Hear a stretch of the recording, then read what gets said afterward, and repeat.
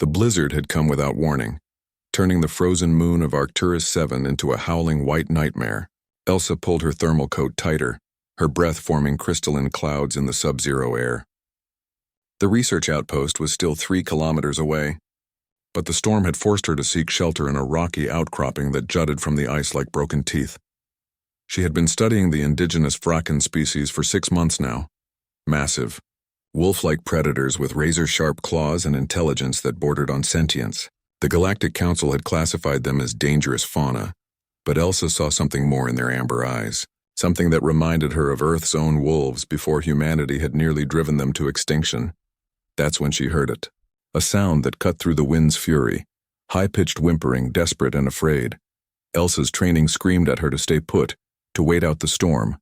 But her humanity, that stubborn core that had defined her species across 1,000 worlds, wouldn't let her ignore a creature in distress. She activated her helmet's thermal vision and stepped back into the blizzard.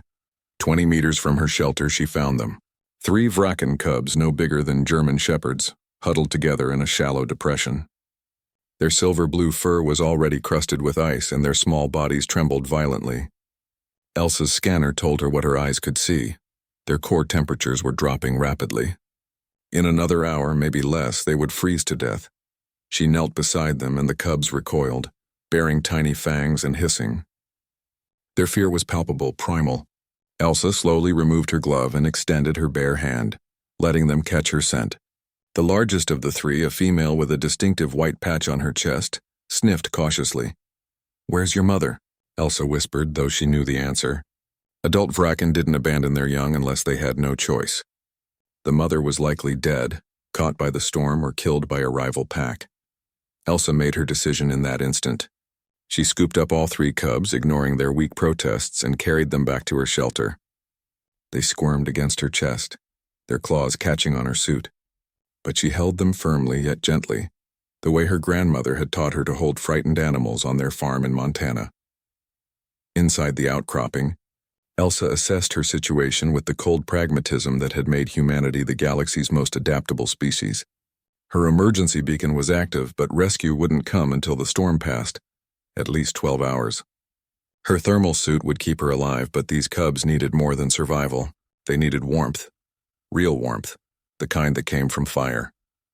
The other species in the galactic community had long since abandoned such primitive methods. The Xanthari used plasma generators. The Kixtar had biological heat production.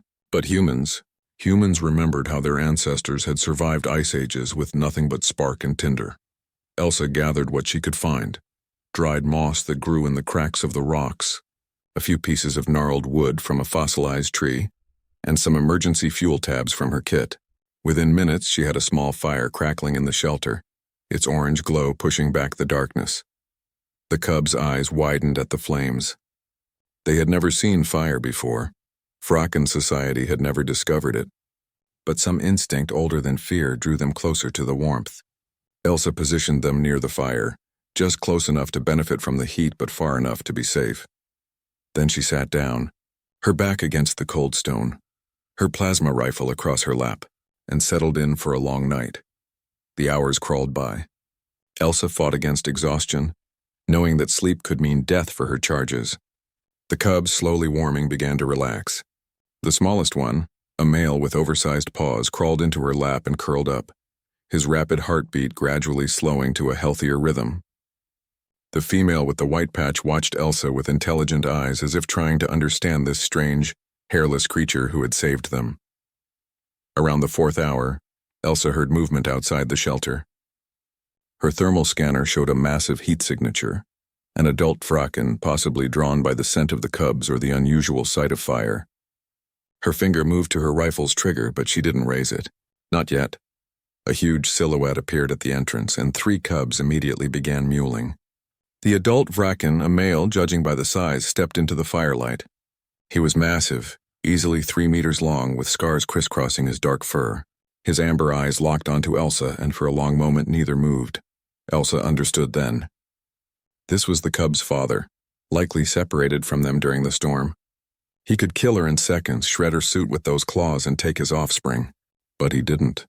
Instead, he looked at the fire, at his cubs curled around the human, warm and safe. and something passed between them, an understanding that transcended species. The male Vraken settled down at the entrance of the shelter, positioning himself as a windbreak and additional guardian. His message was clear.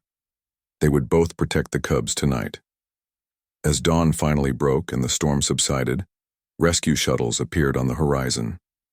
Elsa stood, her body stiff from the cold and sleepless night, and watched as the male Vraken gently picked up his cubs one by one.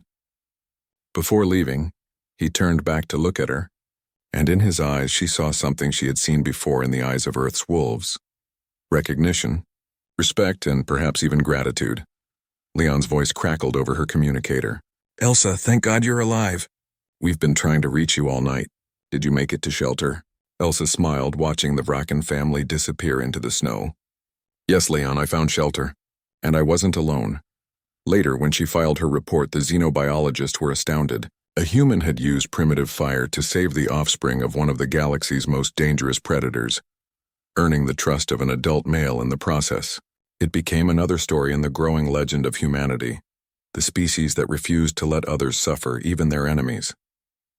The species that built fires in the darkness and stayed awake to guard those who could not guard themselves. That was what made them human. And that was what made them extraordinary.